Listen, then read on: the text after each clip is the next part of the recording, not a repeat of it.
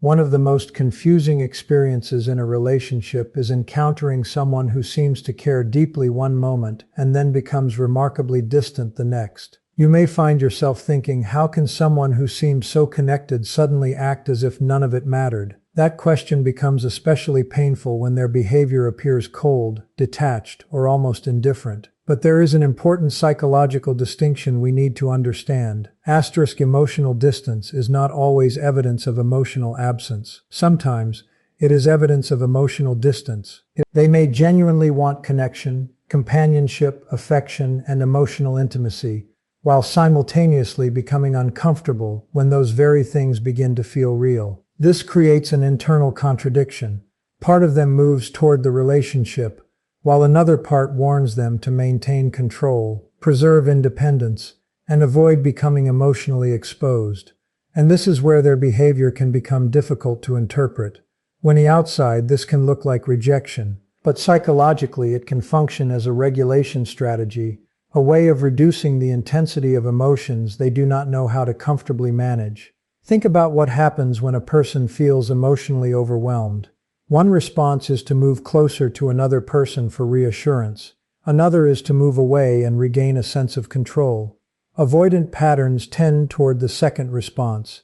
This does not mean every distant person is secretly in love. That would be an oversimplification. And psychology becomes dangerous when we turn complex human behavior into absolute rules. Someone withdrawing from you may genuinely have lost interest. They may be emotionally unavailable. The point is not to romanticize distance. The point is to understand what distance can sometimes represent. For an avoidant person, vulnerability can activate deeply learned beliefs about dependence and emotional safety. If they have learned, through earlier experiences, that needing someone makes them weak, exposed, disappointed, or trapped, then intimacy itself can become psychologically complicated. The closer someone gets, the more significant the emotional situation is becoming most significant. Imagine someone standing at the edge of deep water. They may want to swim. They may even admire the water. But the moment they realize how deep it is, fear changes their behavior. They step backward. The step backward does not necessarily prove they dislike the water. It may reveal that they are frightened by what entering it requires. Emotional intimacy can work the same way. The difficulty is that the person on the receiving end experiences the withdrawal directly. You don't experience their internal conflict. You experience the silence. You experience the shorter messages. You experience But the more useful question is often, what happens inside this person when closeness increases? That question moves us away from speculation and toward observation. Does this person consistently avoid intimacy with everyone? Do they return after creating distance? Do they show concern in indirect ways? Do they remember details about you? Do their actions reveal investment even when their words minimize it? More importantly, when they recognize their distancing behavior, are they willing to take responsibility for it? Those patterns tell us far more than one period of silence ever could. And this is where emotional intelligence becomes essential. Emotional intelligence means resisting the temptation to react only to what is immediately visible. It means recognizing that behavior has context. A person can look calm while experiencing internal conflict. Someone can sound indifferent while feeling uncomfortable with how much they care. Someone can create distance because closeness has activated fear. But there is another equally important truth. Understanding someone's defense does not obligate you to tolerate unhealthy behavior. You can have empathy for their emotional history without becoming responsible for repairing it. That distinction is fundamental. If someone genuinely cares but repeatedly disappears whenever intimacy develops, the answer is not to work harder to convince them to stay. The healthier response is to observe whether they are willing to understand themselves and change their behavior. Because ultimately, love is not measured only by what a person feels internally. Love becomes meaningful through what a person is capable of doing with those feelings. An avoidant may feel deeply and still behave destructively. They may care and still be unable to sustain intimacy.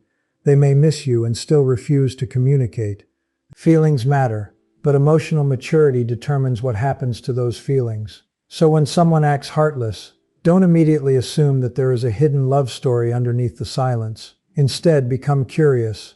Observe the pattern. Look for consistency. Separate fear from commitment, attraction from emotional availability, and temporary withdrawal from a sustained lack of interest. The deepest lesson is this: don't chase someone's hidden feelings. Watch what they are willing to do with them. Now, once we understand that emotional distance can sometimes function as a defense mechanism, we arrive at a more revealing question. If an avoidant person is genuinely attached to you, what might that attachment look like when they are trying not to reveal it? This is where one of the most important patterns appears. They may tell you they need space, act emotionally detached, or even behave as though the relationship is no longer important to them. And yet, somehow, they keep finding ways to remain connected.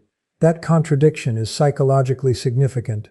An avoidant person who is completely indifferent usually does not need to maintain emotional access. But someone who feels attached while struggling with vulnerability may create distance without completely disconnecting. They may disappear for a while and then suddenly reappear. They may send an apparently casual message after weeks of silence.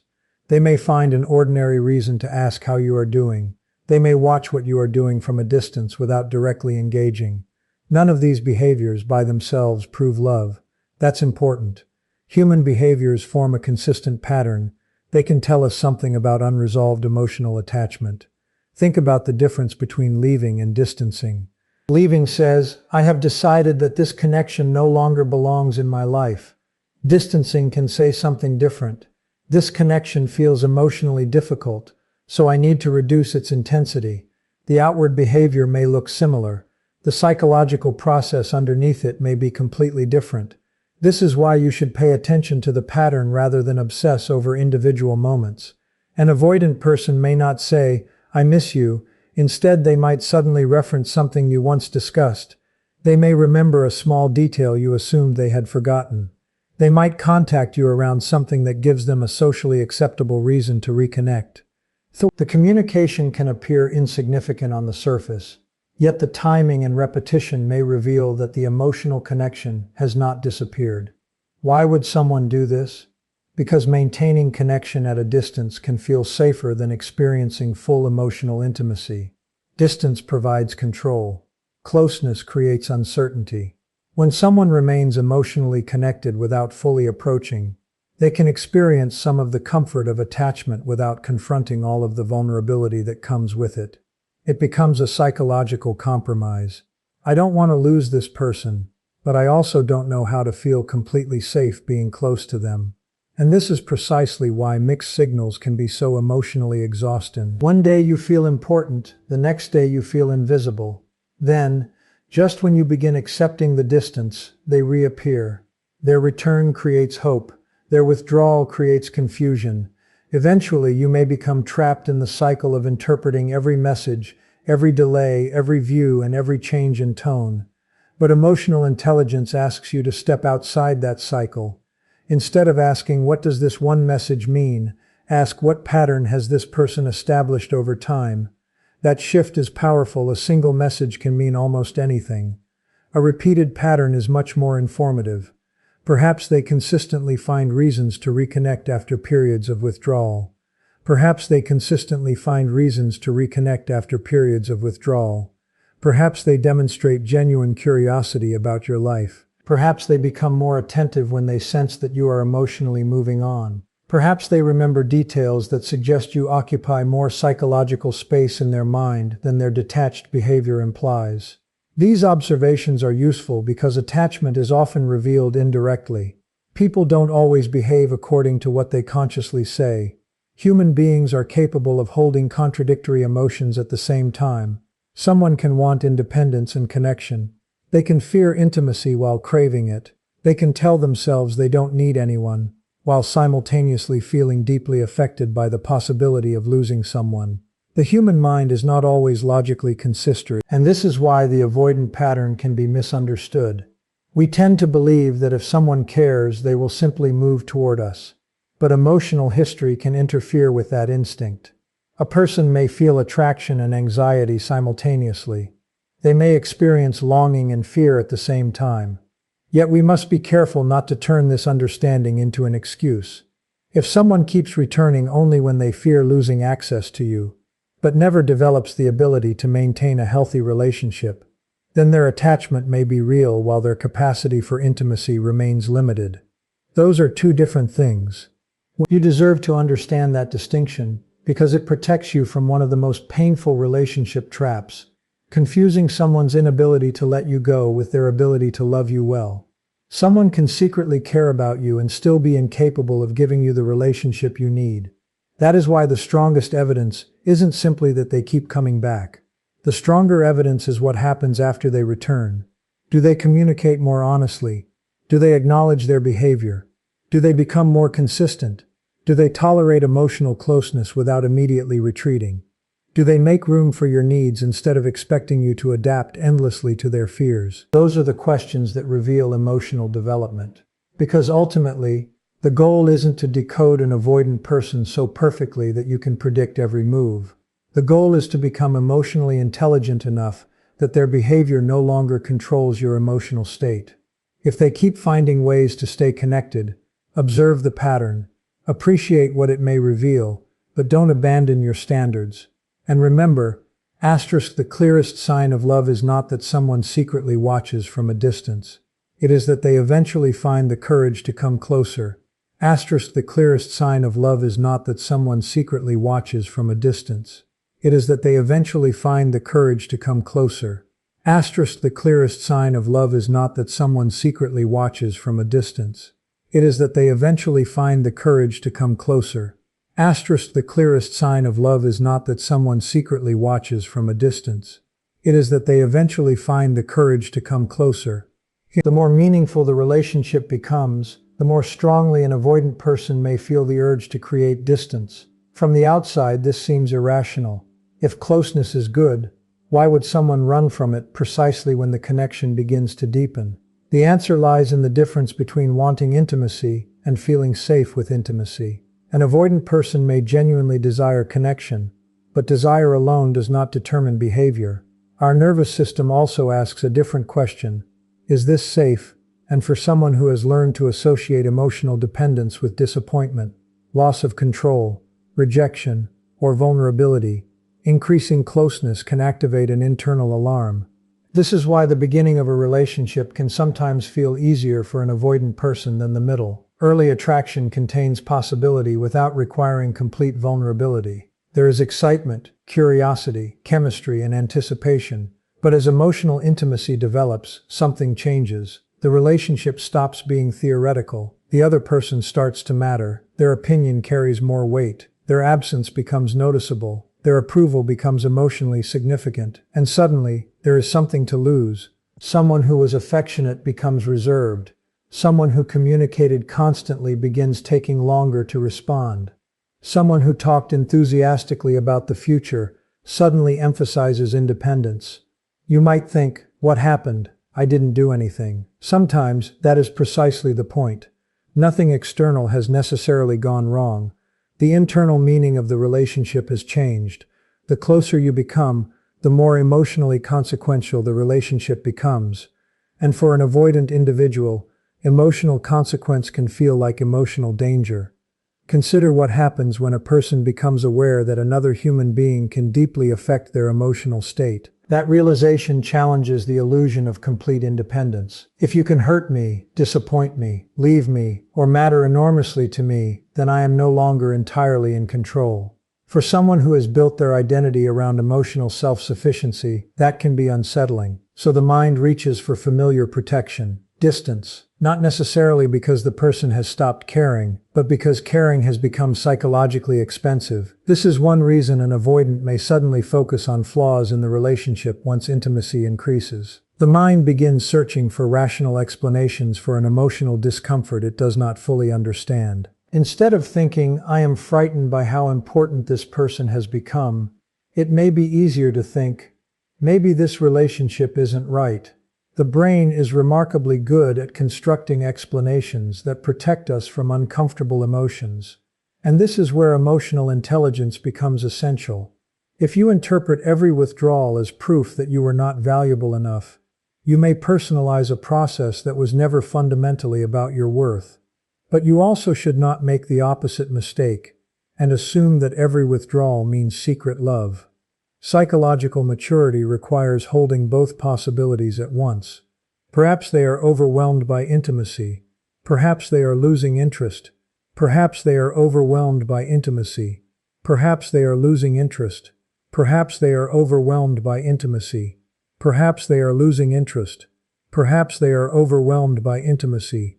Perhaps they are losing interest. Perhaps they are losing interest. Perhaps they have genuine feelings but lack the skills to manage closeness. The behavior must be understood within the larger pattern. The question is not simply, did they pull away? The more useful question is, what consistently happens when emotional intimacy increases? Do they withdraw and later reconnect? Do they acknowledge the distance? Do they become curious about their own behavior? Are they capable of discussing difficult emotions? Do they gradually develop greater tolerance for closeness? Those details matter, because there is a significant difference between someone who experiences fear and learns to work through it, and someone who uses fear as a permanent justification for hurting another person. Fear deserves understanding. It does not deserve unlimited permission. This distinction is especially important for the person on the receiving end. When someone withdraws, your instinct may be to pursue. You want answers, you want reassurance. You want to restore the closeness that existed before. But excessive pursuit can unintentionally intensify the very dynamic you are trying to solve. If the avoidant person experiences closeness as pressure, repeated demands for reassurance can make them retreat further. Then their withdrawal increases your anxiety. Your anxiety increases your pursuit, and your pursuit increases their withdrawal. Now you have a cycle. And once a relationship becomes a cycle of pursuit and retreat, both people can begin reacting to each other's nervous systems rather than responding thoughtfully to each other. The healthier response is not manipulation, punishment, or playing hard to get. It is emotional regulation. You pause, you observe, you communicate clearly, you give appropriate space without abandoning yourself. And most importantly, you allow the other person to demonstrate what they are capable of doing. Because if someone truly wants a meaningful relationship, their journey cannot end with "I am afraid." At some point, fear has to become something they are willing to understand and work through. This is where the philosophy of love becomes deeper than romantic chemistry. Love is not simply the intensity of feeling. It is the capacity to remain present when feeling becomes difficult. Anyone can enjoy closeness when closeness is easy. The real test comes when intimacy exposes fear, uncertainty, dependency, and vulnerability. A mature relationship requires two people who can tolerate those realities without constantly escaping them. So if an avoidant person pulls away when the relationship becomes real, don't immediately chase them, and don't immediately assume they never cared. Watch what happens next. Do they return with greater awareness? Do they attempt to communicate? Do they take responsibility? Do they become more capable of staying emotionally present? Because the retreat itself tells you only that something became difficult. What they do with that difficulty tells you who they are becoming, and that is the deeper lesson. When intimacy triggers fear, don't measure love by the distance they create. Measure maturity by whether they learn to come back differently. And once you understand that increasing intimacy can activate an avoidant person's defenses, another layer of the psychology becomes visible. What happens when they sense that they could actually lose you? This is where jealousy and emotional reactivity can become revealing. Not because jealousy automatically proves love, but because emotional reactions sometimes expose an attachment that a person is trying very hard to keep under conscious control. An avoidant individual may spend considerable energy convincing themselves that they are independent, unaffected, and perfectly comfortable without emotional closeness. But the human emotional system does not always cooperate with the story we tell ourselves. You can tell yourself that someone doesn't matter, and then their absence tells you something different. Imagine an avoidant person who has become accustomed to having you emotionally available. They may not communicate consistently, but they may not openly express affection. They may even insist that they don't want anything serious. But as long as they believe you are still there, their psychological system can maintain a sense of control. Then something changes. You become less available. You stop initiating every conversation. You begin focusing on your own life. You seem emotionally less invested in whether they return. Suddenly, the person who appeared completely detached may become noticeably more attentive. They may react differently when another potential romantic interest appears. They may suddenly remember details about your life or look for opportunities to reestablish contact. Why? Because the psychological experience has changed. As long as you were guaranteed, they could maintain distance without confronting the possibility of loss. But when your availability becomes uncertain, the emotional consequences become real. This is an important principle in human attachment. Sometimes we don't fully recognize the importance of a relationship until its availability becomes uncertain. But again, we need intellectual discipline here. A person can dislike the idea of you moving on without actually being prepared to build a healthy relationship with you. So if you are trying to understand an avoidant person's feelings, don't focus on the emotional reaction alone. Focus on what follows it. That distinction can save you from enormous confusion. Suppose they become noticeably more attentive when they think you're moving on. That's information. But what do they do with that information? Do they communicate honestly, or do they simply return long enough to make sure they still have access to you, only to disappear again once they feel secure? Those are completely different psychological patterns. The first may represent emotional growth. The second may represent a cycle. And cycles can be seductive because they create powerful emotional highs and lows. When someone disappears and then suddenly returns, the return can feel disproportionately meaningful. You may interpret their renewed attention as proof that they finally understand your value. But sometimes what feels like profound romantic intensity is simply relief, after uncertainty. This is why I'm willing to show up for you. Intimacy, those are not the same thing. An avoidant person's jealousy may therefore be useful as a clue, but never as a conclusion. Watch the smaller behavioral changes. Do they become more emotionally engaged when you speak about your life? Do they show genuine concern rather than simply curiosity? Do they remember what matters to you? Do they become more willing to discuss uncomfortable subjects? Do they begin initiating contact without needing a crisis to motivate them? These behaviors tell you whether the emotional reaction is developing into attachment with responsibility. When someone believes another person will always be available, they can take that presence for granted. Once that certainty disappears, awareness can emerge. But healthy love cannot depend permanently on fear of loss.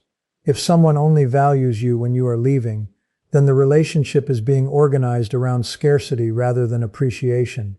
And you should not have to threaten departure in order to become visible. You should not have to make someone jealous to prove that you matter. You should not have to disappear strategically to activate someone's emotions. Your value does not increase because someone finally becomes afraid of losing access to you. Your value was already there. The real question is whether they have developed enough emotional awareness to recognize it and enough maturity to act accordingly. This is why stepping back can sometimes be psychologically revealing, not as a manipulation, but as a boundary. When you stop over-functioning in the relationship, you create space for the other person to reveal their own level of investment. If you have been initiating every conversation, solving every conflict, offering every reassurance, and constantly keeping the connection alive, you may never discover what they would do without your effort. But when you stop carrying the entire emotional weight, reality becomes clearer. Do they move toward you voluntarily? Do they attempt repair? Do they move toward you voluntarily? Do they attempt repair? Do they communicate? Do they simply wait for you to return and restore the old pattern? The answers matter, because eventually, the goal is not to make an avoidant person jealous enough to chase you. The goal is to determine whether they can participate in a relationship where neither person has to manipulate the other's nervous system to feel valued. So when their emotional reaction appears, don't become fascinated by the reaction itself. Become curious about what it produces. Jealousy may reveal attachment. Fear may reveal importance. Distance may reveal vulnerability. And remember this, someone's fear of losing you may reveal that you matter, but their willingness to show up proves whether that meaning has become love. But there comes a point where understanding the avoidant pattern is no longer enough. You can understand why someone withdraws, why intimacy activates their defenses, and why the possibility of losing you may provoke an emotional reaction. Yet the most important question remains, asterisk, what do they do with that awareness? Asterisk, because real emotional growth begins when a person stops simply experiencing their pattern and starts taking responsibility for it. This is one of the clearest distinctions between someone who is emotionally avoidant and someone who is beginning to develop emotional maturity. The goal is not to become a person who never feels fear. The goal is to become a person who can experience fear without allowing it to control every important decision. An avoidant person may genuinely care about you and still retreat when the relationship becomes emotionally intense. But if they remain trapped in that cycle indefinitely, their feelings alone cannot create a healthy relationship. Maybe they tell you, "I need some space," instead of simply vanishing. Perhaps they return after conflict and acknowledge their role rather than pretending nothing happened. Maybe they become willing to discuss emotions that once made them uncomfortable. These behaviors may seem small. Psychologically, they are significant. Why?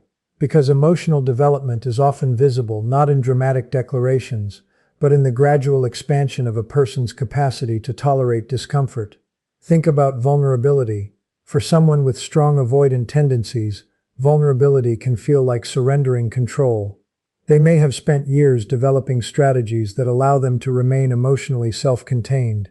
Independence becomes more than a preference, it becomes a protective identity. So when they begin saying, "This affected me," or "I was afraid," or "I didn't know how to handle what I was feeling," something profound is happening. They are replacing defense with awareness, and awareness is the beginning of change. This is where emotional intelligence becomes especially important. Emotional intelligence isn't simply knowing what you feel. It is being able to recognize your emotional state, understand its influence on your behavior, and choose a response rather than automatically acting on an impulse. For an avoid loss of independence, being emotionally dependent, being disappointed, being responsible for another person's emotional needs, or perhaps the deeper fear is that if they truly allow themselves to love someone, they will eventually experience the pain of losing them. These questions require courage because self-protection becomes harder to maintain once you can see what it is protecting. And this is where the relationship can begin to change. Instead of disappearing, that intimacy and individuality can coexist. Instead of making the other person chase them, they take some responsibility for maintaining connection. None of this happens overnight. Emotional patterns are learned over years, sometimes decades. Therefore, genuine progress is rarely a sudden transformation into a perfectly available partner. More often, it appears as a series of small corrections. The withdrawal becomes shorter, the communication becomes clearer, the repair happens sooner, the emotional honesty becomes more frequent. The person begins noticing their own defenses before those defenses completely take over. That is meaningful progress, but there is an important warning here. We should never confuse potential with progress. Someone saying, "I know I have problems with intimacy," is awareness. Someone actually changing how they communicate is progress. Someone promising they will behave differently is intention. Someone consistently behaving differently over time is evidence. Those distinctions matter enormously. Otherwise, you can become attached not to the person in front of you, but to the person you believe they could eventually become. And that is one of the most painful traps in relationships. You begin thinking, if they heal, everything will be different. Perhaps. But their healing is their responsibility. Your responsibility is to observe reality. If they are becoming more emotionally available, you will see it in their behavior. If they are becoming more accountable, you will feel the difference in the relationship. If they are learning to tolerate intimacy, they will gradually stop making you responsible for managing their fear. You won't need to convince yourself that they are changing. You will be able to see it. And this is particularly important because genuine love requires more than emotional attachment. It requires emotional capacity. A person can miss you deeply and still be unable to sustain a relationship. They can feel jealous and still be unable to communicate. They can think about you constantly and still remain emotionally unavailable. Feelings tell us something about the inner world. Behavior tells us what that inner world can actually create. Feelings tell us something about the inner world. Behavior tells us what that inner world can actually create. If an avoidant begins fighting their own pattern, pay attention. not to perfection, but to direction. Are they moving toward greater honesty, greater consistency, greater accountability, greater tolerance for closeness, greater respect for your emotional needs? Those are the signs worth watching. And there is something beautiful about this process when it is genuine. A person who once believed independence required emotional distance may eventually discover that true independence is not the absence of attachment. It is the ability to remain yourself while allowing another person to matter. That is emotional freedom. You don't lose yourself by loving someone. You lose yourself when you believe you must abandon your own needs to keep someone close. Healthy intimacy allows two people to remain separate individuals while still being deeply connected. So if an avoidant person begins to confront their defenses, don't demand perfection. But don't lower your standards either. Give room for growth while paying attention to evidence. Because the deepest transformation isn't when an avoidant finally admits, "I have feelings for you." It is when they begin saying through their behavior, "I am willing to become someone who can handle those feelings responsibly." That is where attachment begins to mature into love. And remember, real change isn't proven by how strongly someone feels. It is proven by how courageously they behave when those feelings become difficult. And this brings us to the deepest point of the entire discussion. We have talked about emotional distance, subtle attempts to remain connected, withdrawal when intimacy becomes intense, jealousy, and the possibility of an avoidant person. What does love actually require from a person? Those questions are understandable. When someone gives mixed signals, the mind naturally wants an explanation. Uncertainty creates psychological tension, and the brain tries to resolve that tension by searching for clues. But there is a more important question. Can this person remain emotionally present when love requires vulnerability? That is where everything changes. An avoidant person may eventually realize that their greatest obstacle isn't the absence of love. It is their relationship with vulnerability. What they called not caring may have been a strategy for making caring feel less dangerous. That realization can be uncomfortable, because once you understand your defense mechanism, you can no longer completely hide behind it. You have a choice. You can continue running whenever intimacy becomes difficult, or you can begin learning how to stay. And staying does not mean never needing space. Healthy relationships require boundaries, individuality, and time for reflection. Staying means something more fundamental. A person who says, "I need some time to process this, but I want to talk about it tomorrow," is behaving very differently from someone who disappears without explanation. Both may need space. Only one is practicing emotional responsibility. This is what emotional maturity looks like. You don't eliminate your fear. You learn to carry it without allowing it to destroy something valuable. That is true for everyone, not just avoidant individuals. Think about what happens when we become afraid of being hurt. We often try to control the conditions around us. We avoid difficult conflicts. The more aggressively we protect ourselves from emotional pain, the more aggressively we may also protect ourselves from emotional intimacy. You cannot build deep connection while simultaneously demanding complete immunity from vulnerability. At some point, love asks you to accept uncertainty.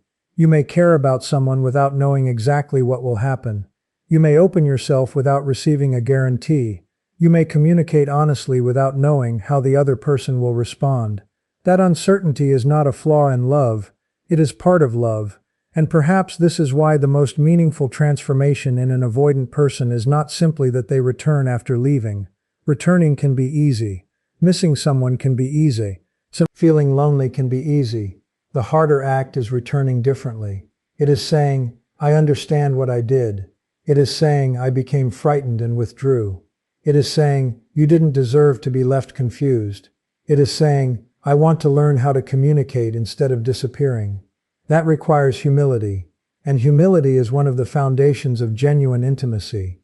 Because when someone becomes capable of acknowledging their own emotional limitations, they stop making the relationship responsible for protecting their ego. They begin taking responsibility to yourself. Do not confuse compassion with waiting indefinitely. Do not confuse someone's potential with their present capacity. Do not allow the possibility that someone loves you to become a reason to accept chronic inconsistency. You can believe someone has feelings for you and still recognize that they are not currently capable of giving you a healthy relationship. Those truths can coexist. This is one of the most mature conclusions you can reach. You don't have to demonize the avoidant person. You don't have to idealize them either. You simply observe reality. If they are learning to communicate, notice it. If they are becoming more consistent, notice it.